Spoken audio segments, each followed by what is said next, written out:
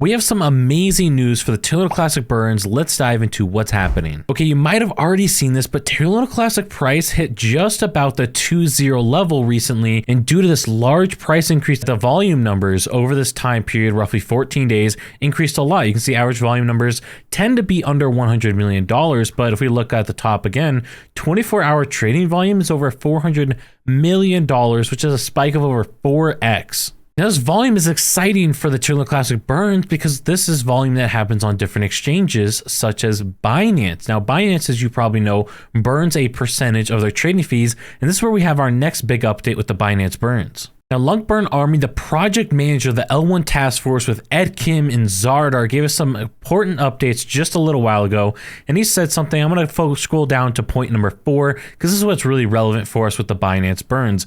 Now, right here, you can see Classic version 1.0.5 will be released and go live on February 14th. Now, this lays the pathway for us to get the really important update 1.0.6, which includes the Binance whitelist, and we're going to come back to the second, and the burn tax split. This would allow people to burn optionally if you go ahead and send money to the burn wallet, and it would not be reminted. So this would stop burning reminting of the money that gets sent over the burn wallet. And this will be made available in mid-February. I believe this is going to happen after the 1.0.5 update, and it will go live prior to March 1st, depending on governance. So we'll have to vote on this, but it's really important because if we go over to the Binance announcement that happened a little while ago, Binance had 2 stipulations. Now, this update is going to make sure that we meet both of those. The first one, create a new burn wallet that Binance can send LUNC to so that it does not allow reminting of the burn amounts. Supposedly, the L1 dev team has actually coordinated with Binance and have them agree to this idea where essentially they can send the money to the current burn wallet and doesn't get reminted. And then we also have the whitelist Binance wallets.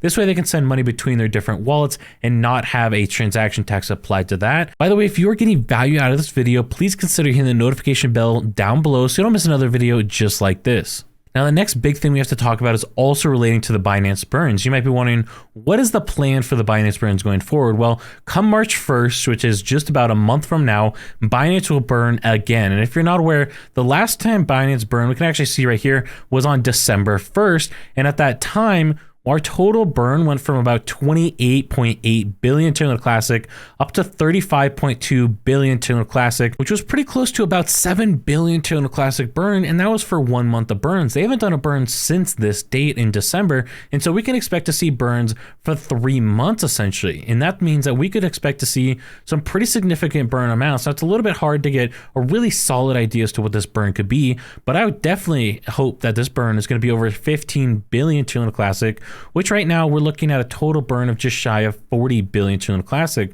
So when we add 15 billion on top of this, you're talking about increasing this burn amount by just over 1/3. This will of course also increase our average daily burn Terra Luna Classic amount. Right now we're sitting at about that 130 million Terra Luna Classic per day on average. This will obviously spike up once we get a massive burn amount that comes through. This next month seems really bullish for the Terra Luna Classic burns. Hopefully we'll see that version 1.0.6 go in. That'll add the Binance whitelist and also make sure that there's no remitting of the burns that Binance does. And in addition to that, hopefully we'll see a massive Binance burn that comes through on Terra Luna Classic. Now, all this Terra Luna Classic burning is absolutely worthless if we don't see utilities come to our ecosystem to provide sustainable value. That way we don't just simply pump the value of Terra Luna Classic and then see it decline dramatically. So to prevent that, we need utilities. And if you want to learn more about that, check out this video up here and I'll catch you all in the next one.